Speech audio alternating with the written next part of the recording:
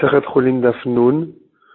On commence à même tête à Moudbet en bas, à 5 lignes d'en bas, à la fin de la ligne Amarava.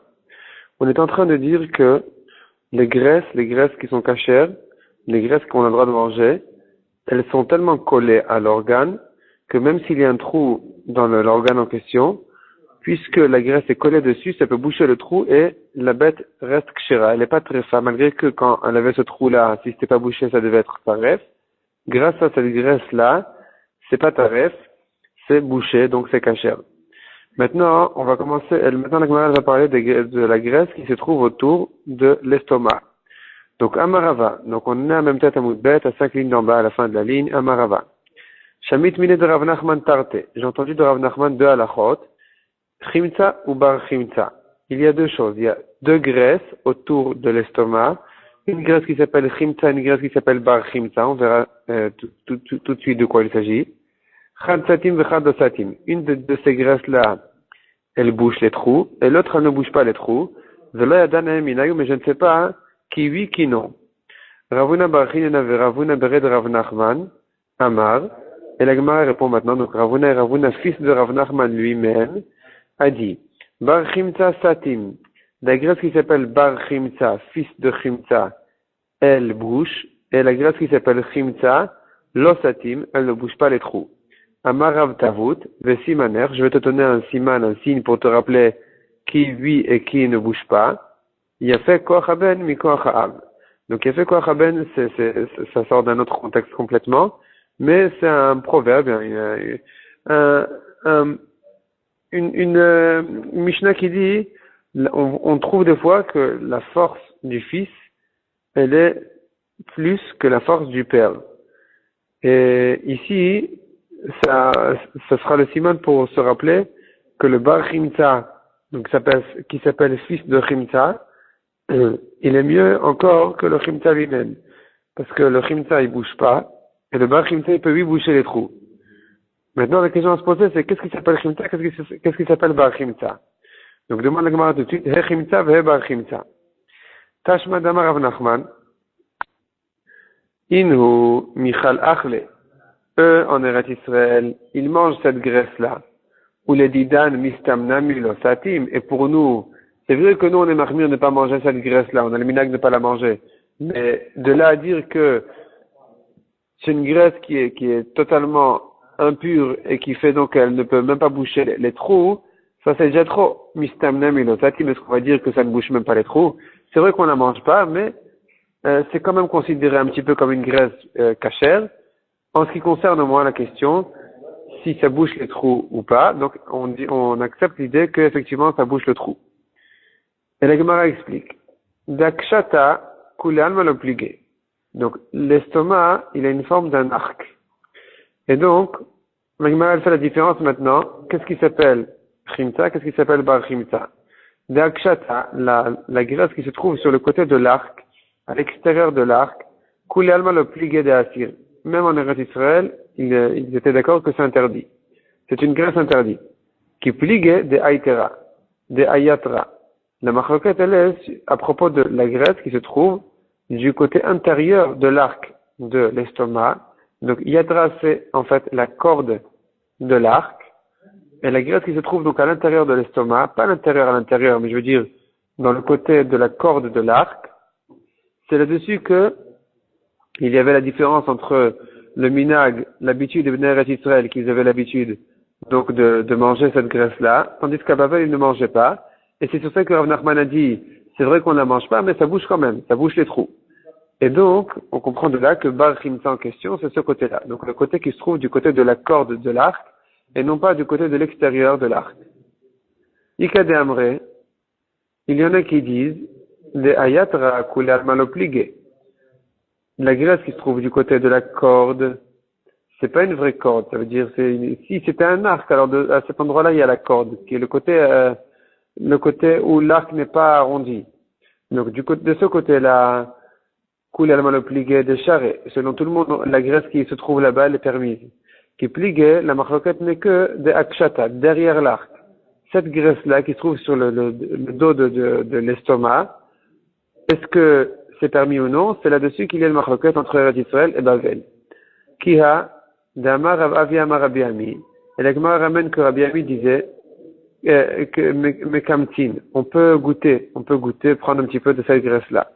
Vechen Amar Rabbi Anai Mishum Zaken Echad, Rabbi Anai aussi a dit au nom d'un vieux, Mekamtin, on peut goûter de cette graisse-là. Donc lui aussi il venait d'Eretz Israël et il permet aussi cette graisse-là en question. Amar Rav Avia, Hava Kaimna Kamed Rabbi Ami. Rav Avia raconte, j'étais debout, je me tenais devant Rabbi Ami, qui était un Chacham d'Eretz Israël. D'ailleurs la règle elle est comme ça. Ceux qui s'appellent Rabbi, ils sont des Amoraïm d'Eretz Israël. Ceux qui s'appellent Rav, ils sont des Amoraïm de Bavel. Donc Rabbi Ami, il était en Eretz Israël. Maintenant Rav Avia il dit, j'étais debout, je me tenais devant Rabbi Ami, Kamtu ve'avoulé, et on prenait un peu de cette graisse-là et on lui donnait, ve'achal, et il en a goûté, il a mangé. Sham'e de Rabbi Hanina, c'est une nouvelle histoire. Sham'e c'est le shamash, donc celui qui est de Rabbi Hanina. Havakai kamed de Rabbi Hanina, il se tenait devant Rabbi Hanina. Amar le komot havli. Rabbi Hanina lui a dit, prends un petit peu de cette graisse-là et donne-la moi à manger. Des yichoul pour que je la mange. Chazieh, Rabbi Hanina l'a vu. De have kamarsam. Il a vu que son shamash, il hésitait. Il était hésitant, il n'osait pas le faire. Alors il a compris de là qu'il avait l'habitude d'interdire cette graisse-là. À Marley, donc Rabbi Hanina lui a dit, Bavlaat, tu viens de Bavel, Gum Shadi. Coupe toute cette graisse-là et jette-la. Puisque tu as l'habitude de ne pas la manger, au contraire de l'interdire. Donc c'est pas pour toi, il faut jeter toute cette graisse-là. Tania. Donc, avant de continuer, on a terminé maintenant la question des graisses de l'estomac. Et donc, Rashi dit qu'on tient comme le l'Ishnakama, c'est-à-dire avant le Kadamré, qui disait que ce qui se trouve sur l'arc s'interdit selon tout le monde. Ce qui se trouve du côté de la corde, c'est là-dessus qu'il y a une marloquette. Et le minag de Bavel était de l'interdire. Et nous, on suit les minagim de Bavel, et c'est comme ça que le Shulchan Aruch dit aussi que donc toute la graisse qui est autour de l'estomac est interdite. On continue maintenant dans la Gemara. Tanya Rabban Shimon ben Gamliel Omer. Bene Me'ayin, les intestins shlikvu, qui ont été troués, velecha sotamtam. Et il y a un liquide épais qui sort des intestins, qui bouche le trou. Kshera, le trou est bien bouché, c'est kasher. Maï lecha, de quoi il s'agit? De quel lecha il s'agit? De quel liquide épais il s'agit? Amaravkana shirka de me'aya, de nafik agav durka. Shirka de me'aya, donc c'est cette saleté qui sort des intestins. Des nafik agav durka qui, pour les nettoyer, il faut le gratter très fort pour les séparer des intestins. Donc c'est collé très fort, et c'est pour ça que ça bouche bien les trous. Gmire, Chavraya de Rabbi Abba me Rabbi Abba, Umanu Rabbi Zera. Je reprends. Gmire, ont appris, Chavraya de Rabbi Abba, les amis de Rabbi Abba, me Rabbi Abba, de Rabbi Abba lui-même, Umanu, qui sont les amis de Rabbi Abba, Rabbi Zera. Ve'amrela, il y en a qui disent le contraire. Chavraya de Rabbi Zera, les amis de Rabbi Zera ont appris, me Rabbi Zera, de Rabbi Zera. Umanu, et qui est son ami? Rabbi Abba. Bere de Rabbi Abba Rabba. Hachi Amar Rabbi Yochanan, ainsi Rabbi Yochanan a dit, Alacha ki Rabban Shimon ben Gamliel betrefa. Donc l'alacha elle est comme ce Rabban Shimon ben Gamliel qui dit que effectivement ça bouche bien le trou, cette saleté qui sort des intestins, ce liquide là épais qui sort des intestins, il bouche le trou et donc c'est kasher. Ve alacha ki Rabbi Shimon be'avel, et on tient l'alacha aussi comme Rabbi Shimon dans l'alachot de avelut de deuil. Donc quand est-ce qu'on tient l'alacha comme Rabban Shimon ben Gamliel dans les trefot? C'est ce qu'on vient de dire. Que Rabbi Shimon be'avel mahi. De quoi il s'agit quand on a dit que l'alacha est comme Rabbi Shimon dans les trefot avelut? D'etnan, et là la Gemara le ramène ce que Rabbi Shimon dit. Les trois premiers jours de deuil, et la famille ils étaient Yoshev Shiva, donc ils étaient assis dans une maison. Et il en manquait un qui n'était pas avec eux. Si il est proche, il est venu de proche, d'un endroit qui est proche, ça veut dire Rachidi, c'est le temps de venir en un jour. Bamimakom Karov, s'il est venu d'un endroit proche, Monaïmen, il compte avec eux les 7 jours. Mimakom Rachok, mais s'il est venu d'un endroit plus loin, Monel et Atzmo, il compte les 7 jours pour lui-même. Mikan Veilach, plus que ça, plus loin que, c'est-à-dire s'il est venu après les Shiva, Afilu Bamimakom Karom, après les 3 premiers jours, même s'il est venu d'un endroit proche, Monel et Atzmo, il compte pour lui-même, il compte à lui-même son compte, c'est-à-dire, il ne suit pas le compte de la famille, mais dès qu'il est arrivé, il compte à partir de ce jour-là les 7 jours de deuil. Rabbi Shimon Omer, Afilu Bayam Hashvi, même si c'est le 7e jour, Bamimakom Karom, s'il arrivait d'un endroit proche, Moneimen, il compte avec eux, c'est-à-dire, dès que toute la famille va terminer les Shiva, il va terminer avec eux, même s'il arrivait quelques heures avant la fin, même s'il arrivait quelques minutes avant la fin. Donc ça, c'est ce que Rabbi Shimon dit. Et là-dessus, donc, on vient de dire que la halakha est comme Rabbi Shimon. Amar Mandehu, la Gemara raconte, quelqu'un, un des élèves, un des Talmidei Chachamim a dit, Izke ve'Isak ve'agmera leshmateta, Izke, que je le zrout ve'Isak, et que je monte en Eretz Israël ve'agmera leshmata, et que j'apprenne donc cette halakha mipum demara, au nom directement de celui qui l'a dit, c'est-à-dire, donc il espérait rencontrer Rabbi Abba, et pour lui demander est-ce qu'effectivement il tient que la halakha elle est comme Rabban Shimon ben Gamliel Betrefa et comme Rabbi Shimon Be'avel. Qui salik, lorsqu'il est monté en Eretz Israël, Ashkechel et Rabbi Abba, il a rencontré justement Rabbi Abba Bered Rabbi Baraba. Amar il lui a demandé, Amar halakha ki Rabban Shimon ben Gamliel Betrefa, est-ce que le Rav a dit, est-ce que mon maître a dit que la halakha est comme Rabban Shimon dans les Trefot, donc dans le cas des intestins en question qui ont été bouchés, etc. Amar ha en halakha amrek. Et moi j'ai dit au contraire, j'ai dit que la halakha n'est pas comme Rabban Shimon.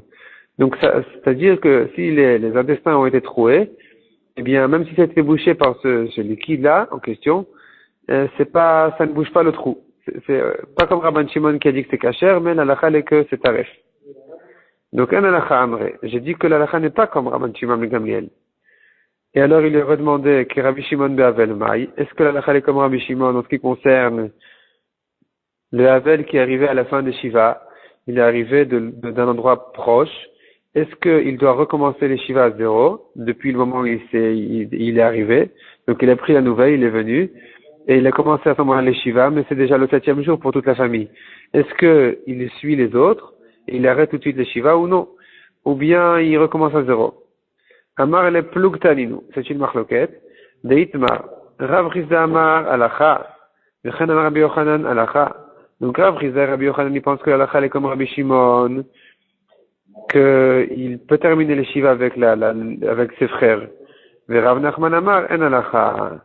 Rav Nachman lui tient que l'alacha n'est pas comme Rabbi Shimon, et donc c'est que dans les 3 jours que s'il est arrivé d'un endroit proche, c'est là où il peut suivre le compte de ses frères. Mais s'il arrivait après le 3e jour, c'est trop tard, il recommence à son compte lui-même. Et la Gemara dit, donc ça c'est ce que Rabbi Abba a répondu à ce Chacham qui montait de Bavel. Maintenant la Gemara dit, la Gemara elle-même elle nous tranche la halakha. Ve'en halakha ki Rabban Shimon ben Gamliel betrefa. Donc en ce qui concerne les intestins qui ont été bouchés, la halakha n'est pas comme Rabban Shimon, donc ça reste taref. Ve'halakha ki Rabbi Shimon be'avel. Mais en ce qui concerne le problème du Havel, là-bas, on tient la halakha comme Rabbi Shimon qui dit que même s'il est arrivé le 7e jour, il peut compter avec ses frères et terminer le Shiva avec eux. D'Amar Shmuel, halakha qui livra Mekel Be'avel. On a une règle générale qui dit toujours, on prend la kula dans les ilchot Avelut. Donc s'il y a une marloquette dans la halachot de Avelut, toujours on prend la halakha de la kula. Donc ici, la halakha sera comme Rabbi Shimon, qui est celui qui est Mekel, qui dit que il peut terminer les Shiva avec ses frères. La Gemara continue et dit, Amar Rav Shimi bar Chia, Makifim bivne me'aim. Qu'est-ce que ça veut dire Makifim bivne me'aim? Quel est le problème? Il y a un trou dans les intestins. Et on se pose la question, est-ce que ça s'est passé avant la Shrita ou après la Shrita? Est-ce que de son vivant, elle s'était déjà trouée et donc elle était taref? Ou bien non, ça s'est passé après la Shrita et donc c'est kasher. Maintenant, je peux pas savoir. Alors, la Gemara dit, Makifim, Makifim, ça veut dire, on fait un autre trou à côté, on perce les intestins à côté du premier trou et on compare. On compare les 2 trous. S'ils se ressemblent, leur apparence se ressemble, c'est la preuve que le premier trou aussi a eu lieu après la Shrita. mais s'ils ne se ressemblent pas, c'est que le premier trou, eh bien, a eu lieu de son vivant, du vivant de la bête, donc c'est taref. Raconte la Gemara, Hanu bne me'aim, de atul kamed de Rava. Il y a une shéla effectivement dans des intestins qui sont arrivés, donc la shéla est arrivée devant Rava. Akfinu veloidmu. Il a fait un trou à côté, il les a comparés, ça ne se ressemble pas. Ata Rav Mesharshi Abere est venu Rav Mesharshi à son fils, mais Mash Meshbo, il les a bien tripotés, veidmu, et une fois qu'il les a tripotés, l'apparence du deuxième trou commençait à ressembler au premier. Amarle, alors son père, Rava lui a dit, Menalacha, qui t'a donné cette idée-là de tripoter avec tes doigts l'endroit du deuxième trou? Amarle, il a répondu, non, c'est une svara. Kamayade le mashmeshu, meshamshu behane, combien de mains ont tripoté ses intestins autour du premier trou, mais kamede leiti, les kamede mar, avant que ça n'arrive devant toi, devant mon maître. Et donc, je me suis dit que la raison pour laquelle ça ne se ressemble pas, le premier trou avec le deuxième trou, c'est tout simplement parce que les gens ont beaucoup tripoté le premier, pas le deuxième. Donc, c'est pour ça que j'ai tripoté le deuxième. Et à ce moment-là, j'ai comparé. Et effectivement, ça se ressemblait. Et donc, puisque ça se ressemble, c'est la preuve que le premier aussi a eu lieu après la shrita et que c'est donc kasher. Un Marley, Rava qui était impressionné de l'idée de son fils, il a dit, Chakim bri betrefot, ke Rabbi Yochanan. Mon fils est chacham dans les trefot, comme Rabbi Yochanan. Rashi dit soit comme Rabbi Yochanan en général, qui est un exemple de grande chorma, soit comme Rabbi Yochanan qui était spécialiste dans les trefot. La Gemara continue maintenant à savoir, est-ce que dans les poumons aussi on fait ces comparaisons en question? Donc Rabbi Yochanan et Rabbi Elazar d'Amret Tarvayu, les deux disent, Makifim berea. On compare aussi les trous dans les poumons, c'est-à-dire s'il y a un trou dans les poumons, on ne sait pas si ça s'est passé avant ou après la shrita, on en fait un deuxième et on compare. Si ça se ressemble, eh bien, le premier aussi vient après la shrita. Amar Rava lo Amaran, et Rava vient nous donner quelques conditions. Quand est-ce qu'on peut faire cette comparaison-là? El abota aruga, dans le même côté du poumon. Aval naruga la aruga lo, mais d'un côté à l'autre on peut pas faire. Veil cheta, mais la Gemara dit c'est pas comme ça la lacha. Un film aruga la aruga, on peut faire, on peut comparer, même du côté droit au côté gauche des poumons. Si on fait le trou de l'autre côté, ça va aussi.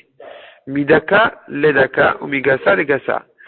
Alors, il y a deux explications là. Soit on explique deux explications dans Rashi, dans le Shulchan Aruch aussi, c'est le Mechaber et le Rama.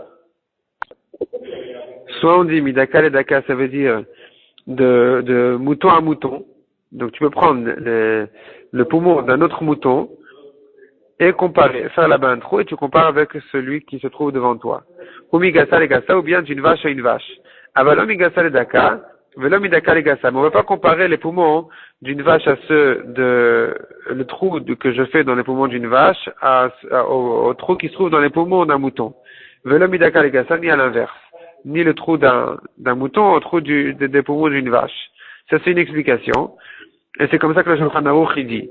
Deuxième explication dans Rashi, qui est plus marmire que ça, qui dit non, Daka et Gassa, c'est pas un mouton et vache. Daka et Gassa, c'est les petits lobes des poumons.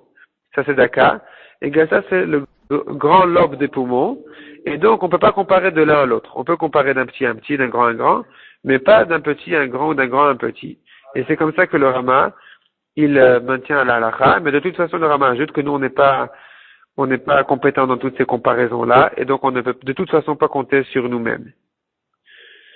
Abaye verava d'amre tarvayu, et la Gemara continue et dit. Donc Abaye et Rava disent, makifin bekane, de la même manière, donc on a vu dans les intestins, on a vu les comparaisons dans les intestins, on a vu une comparaison dans les poumons, et maintenant ajoute aussi, dans la trachée artère, on peut faire aussi ces comparaisons en question. Donc si il y a un problème dans la trachée artère, elle a un grand manque, qui la rend très fin, on ne sait pas si ça s'est passé de son vivant ou après sa mort, après la shrita, on en fait un deuxième, et on compare. Si ça se ressemble, ça vient d'après la shrita. Amar Rafapa, l'Amaran, Rafapa vient, il dit quelques conditions ici aussi.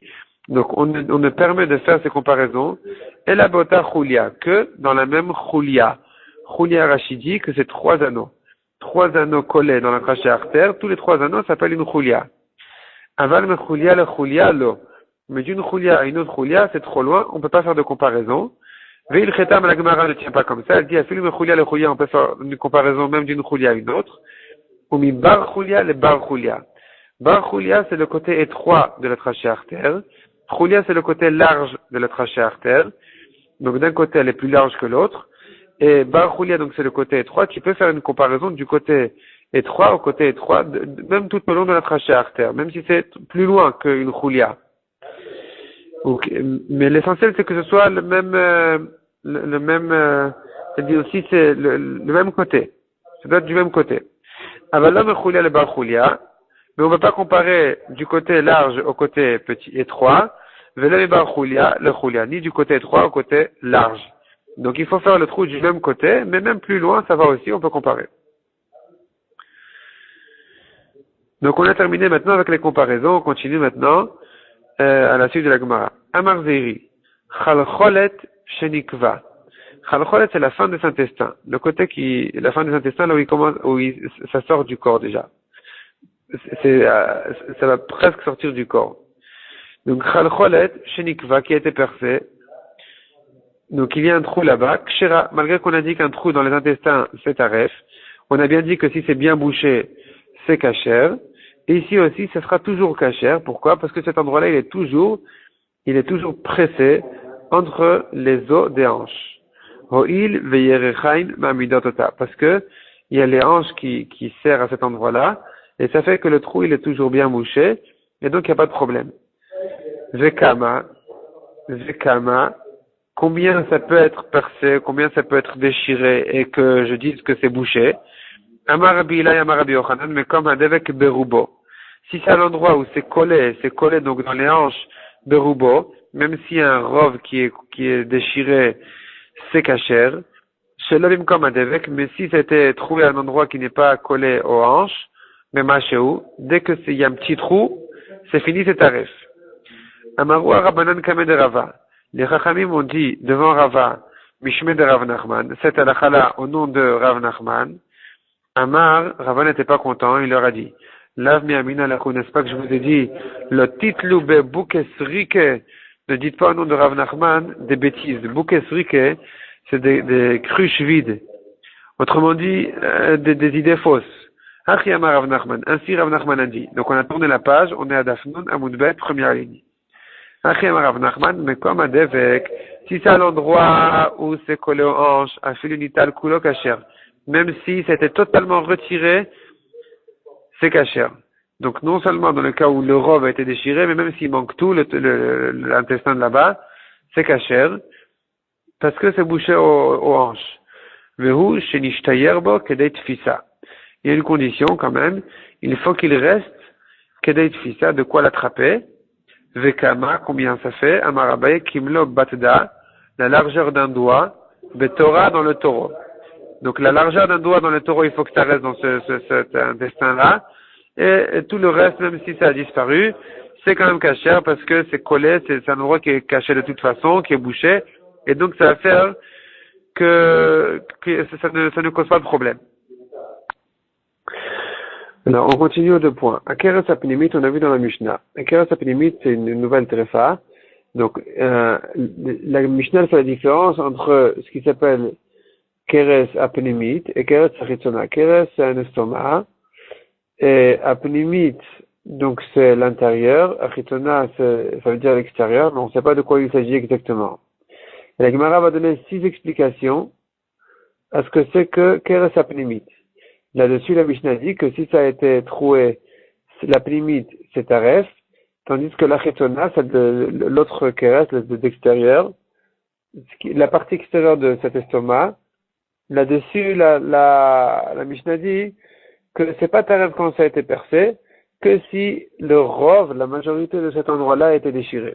Donc maintenant, il nous reste à savoir qu'est-ce que ce keres apnimit. La Gemara dit comme ça, Amar Rav Yehuda Amar Rav, Eid Natan Bar Shila. Donc Natan Bar Shila a témoigné, Resh Tabchaya de Tipori, le chef des bouchers de Tipori, Lifne Rabbi, Mishum Rabbi Natan, au nom de Rabbi Natan.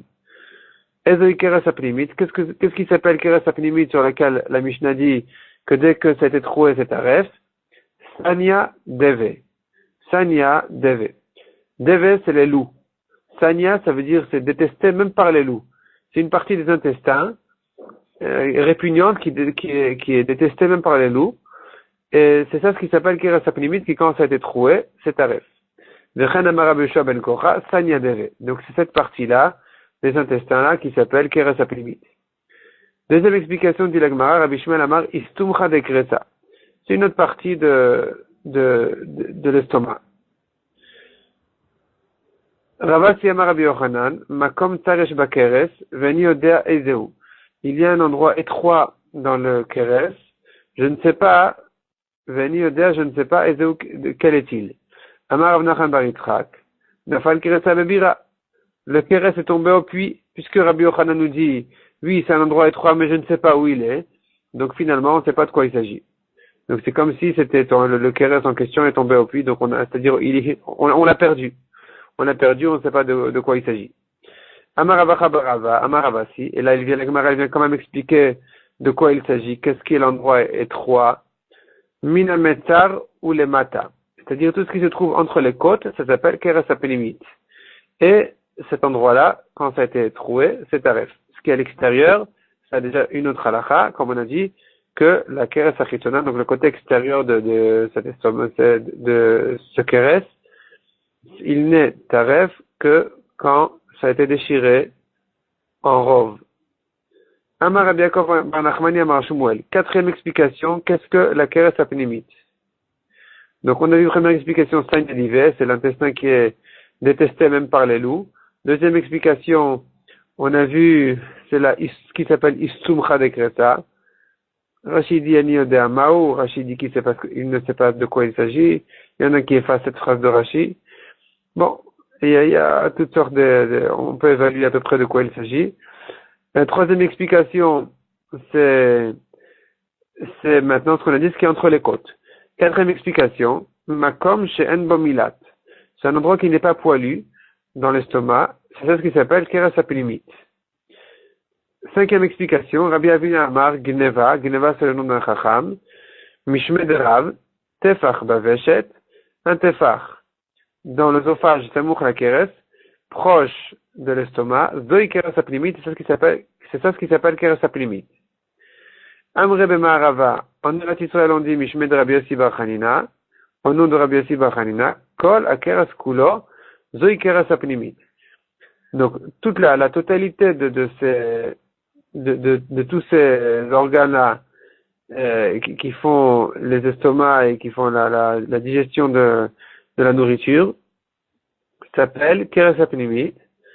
Ve'ezeu keres achiton, qu'est-ce qui nous reste à dire que c'est keres achiton? Donc qu'est-ce qui est donc le keres extérieur? Basar hachofé et rov hakeres. Donc basar c'est la chair, hachofé qui cache, qui couvre, et rov hakeres la majorité du keres. Rav bar Avuna amar mafrata. Maï mafrata, qu'est-ce que c'est que mafrata? Donc là, on en est donc au keres achitona, le keres extérieur, où on a dit que c'est pas taref quand il a été troué. Il faut vraiment que la majorité soit déchirée. Donc là, la Gemara dit mafrata. Qu'est-ce que c'est que mafrata? Amar Rav Avia, hecha de par et tabre. Mafrata, ça veut dire l'endroit qui est ouvert, l'endroit que les bouchers ouvrent quand ils ouvrent la bête. Cet endroit-là, ils ont un endroit habituel d'ouvrir la bête à cet endroit-là, et à cet endroit-là, qui sort à cet endroit-là, c'est ça ce qui s'appelle keres achitona. La Gemara dit maintenant Ben Ardea Avde, dans la ville de Nardea, il faisait que Rabba Baravuna, comme ce que Rabba Baravuna a dit, c'est-à-dire de considérer cet endroit-là, Mafrata, l'endroit qui est ouvert par les bouchers, comme le keres achitona, qui, quand a été déchiré en rove, c'est taref. Amar le Rabba Shila Meimar. Kol haneshmat tammai. Que faire de tous les premiers avis qu'on a dit? Donc on a vu 6 explications, qu'est-ce que c'est que la keres apelimit. Et qu'est-ce qu'on en pense? Amar le kulhu, shaykhan, tous les avis, ils sont inclus de Rabba Baravuna, dans ce que Rabba Baravuna a dit. Non, je me corrige, c'est donc une 7e explication du keres apelimit, pas chitona. Donc le keres apelimit, l'estomac intérieur, selon Rabba Baravuna, c'est l'endroit qui est ouvert par les bouchers. C'est une 7e explication. Et la Gemara dit là-dessus que ça inclut toutes les premières explications parce que tout se trouve là-bas. Donc les petits endroits qu'on a dit qui s'appelleraient Keres Apnimit sont inclus dans cet endroit-là qui est ouvert par le boucher. Et donc il n'y a pas de problème. Dès que tu es mahmir dans tout cet endroit-là, que dès qu'il était percé c'est taref, comme la chad du Keres Apnimit, donc on a tout dedans déjà. Demande à Gemara ou des Ravasi Amarabi Yochanan Ma'ai. Pourquoi on ne devrait pas craindre ce que Rabbi Yochanan a dit, il a dit, c'est Keres Apnimit, je ne sais pas exactement ce que c'est. Donc on devrait craindre et dire que même plus que ce qui est ouvert par les bouchers, c'est aussi concerné par cette halakha-là, du Keres Apnimit. Amarle, alors il lui a répondu, Amimar Aravashi, Kvar Pirsha Ravacha Bar Ava. Ravacha Bar Ava a déjà expliqué ce que Rabbi Yochanan a dit, que ce qui trouve entre les côtes, c'est ça ce qui s'appelle Keres Apnimit. Et donc, c'est encore inclus dans ce qu'on est en train de dire là, ce qui est ouvert par les bouchers. Ou des Rabbi Avina, Vedivne Ma'arava Mai. La Gemara demande encore deux explications dans la Keres Apnimit qui ne sont pas concernées par le minag de Nerdea qui disait que tout ce qui est ouvert par les bouchers est concerné. C'est-à-dire, dès qu'on ouvre le ventre de la bête, eh bien, tout ce qui sort à cet endroit-là, tout ce qui se trouve en face de cet endroit-là est concerné par ce Keres Apnimit. Et ça n'inclut pas deux explications qui sont celles de Rabbi Avina. Donc celle de Rabbi Avina qui a dit que c'est dans l'œsophage et celle de Bnei Ma'arava qui ont dit que tout le kéres entier s'appelle Pnimi. Et dès qu'il était troué, c'est taref. Et là on est en train de dire pas tout le kéres entier, c'est que ce qui sort quand les bouchers ils ouvrent. Amar Leha Nevada expliqué, effectivement ça c'est en marloquette avec le mandamar mafrata, le mandamar qui dit que les bouchers ouvrent. Donc ça, effectivement, ça n'inclut pas ces deux endroits-là qui sont l'œsophage, et plus loin que ça, la totalité du kéres. Dans la halakha, le Shulchan Aruch dit, on doit craindre tous les avis, d'ailleurs Rachid déjà le dit ici, on doit craindre tous les avis, et donc, dès que quelque chose, dès qu'un organe de tout cela a été percé, c'est tarif. On continue au deux points. Rabbi Yehuda Omer. Bagdola vechule. C'est quoi Bagdola vechule? Donc ça se rapporte sur la Mishnah, la première Mishnah du Perek. Et la Mishnah a dit que Bagdola betefach et Bagtana berov. C'est-à-dire la keres achitona, on a dit que s'il était déchiré, la keres extérieure, l'estomac extérieur, on a dit que s'il était déchiré en rove, c'est taref. Rabbi Yehuda vient dit, ça dépend. Si c'est une grande bête, une bête, un animal grand, un tefar qui était déchiré, c'est taref. Et si c'est un petit, alors, c'est là on dit que le rov. La Gemara maintenant, elle dit, Amar Rabbi Binyamin bar Yefet Amar Rabbi Elazar. Lo gdola mamash. Velo ktana mamash. Quand on dit grand et petit, on ne veut pas dire vraiment énorme et tout petit. Et là, kol shenikra batefach velo averuba. Le principe il est celui-là. S'il y a un tefar qui était déchiré et que ça n'arrive pas encore au rov, zoi sheshaninu begdola tefar. Ça s'appelle déjà une grosse bête. Ou là, dès qu'un tefar était déchiré, c'est déjà taref, même si ça n'arrive pas au rov. Mais si c'est ruba velo et tefar, mais si tu peux arriver au rov même sans déchirer un tefar, zoi sheshaninu bektana, c'est celle-là la petite bête en question, sur laquelle on a dit, beruba, que dès que le rov a été déchiré, c'est taref. Demande la Gemara ruba vela vetefar pshita. Évidemment que si le rov a été déchiré, même si c'est pas un tefar, eh bien, c'est taref. Parce que rubo kekulo, si la majorité a été déchirée, eh bien, c'est comme si ça a été totalement déchiré. Répond la Gemara lotricha. Il faut dire quand même ce chidouche. Davia tefach bemasheu. C'est-à-dire, il y a le rov qui a été déchiré, et il manque un tout petit peu pour arriver à un tefar. Maoudetema, j'aurais pu croire que Ademika tefar la vetrefa, qu'il faut vraiment qu'il y ait un tefar entier. Tant qu'un tefar n'a pas été déchiré, c'est quand même pas trefa. Kamash malan, que c'est 8 trefa, dès que le rov a été déchiré, même s'il manque un tout petit peu, 1 millimètre, pour le tefar en question. Amar Geneva Amar Rabbi Asi. Oui, donc Rabbi Asi dit comme ça. Nikdera kesela trefa. si il y a un manque, il y a eu un trou qui a été fait de la taille d'une pièce de monnaie qui s'appelle Sela, Trefa c'est Taref. Pourquoi? Donc on est en train de parler du même endroit, on est en train de parler de l'endroit qui s'appelle Keres extérieur, où là on a dit que s'il y a un tefar de déchiré, c'est Taref. Et là Rabbi Assi est en train de nous dire, sache que s'il y a un trou de la taille de cette pièce-là, c'est Taref. Pourquoi? Chez Im Timatar, parce que si tu tires le trou, ta mode à la tefar, ça va faire un tefar. Cette pièce de monnaie là, elle fait un tiers de tefar. Et donc ça fait que quand on va que si on tirait le trou, eh bien on aurait eu une longueur d'un tefar. Amar après Baraba, les didi mefar shalimine de Gneva, on m'a expliqué ce que Gneva a dit. Amabra de Nardea, sur le pont de Nardea, c'est l'endroit où on lui a expliqué cette halakha, que c'est la kshera, yeter mi que c'est la trefa. Si c'est exactement comme la taille de cette pièce-là en question, c'est encore kasher. C'est que si le trou est plus grand que cette pièce, que je dis que c'est taref. Veka mayeter mi que c'est là, combien plus grand? Amar Rav Yosef kegon de Aylan, une taille, on peut rentrer tlat kashiat à 3 noyaux de date, betsipa, s'il y a encore un peu de fruits collés au noyau, bedurka, difficilement. Si on peut entrer difficilement ces 3 noyaux en question, ça s'appelle qu'il y a plus qu'un sela, plus qu'une pièce de sela. Belot tipa beravra. Et si les noyaux sont propres, sans nourriture, sans fruits collés dessus, sans que la chair du fruit ne soit collée du tout sur ces noyaux-là, eh bien, belotipa, donc, ça s'appelle belotipa, beravra.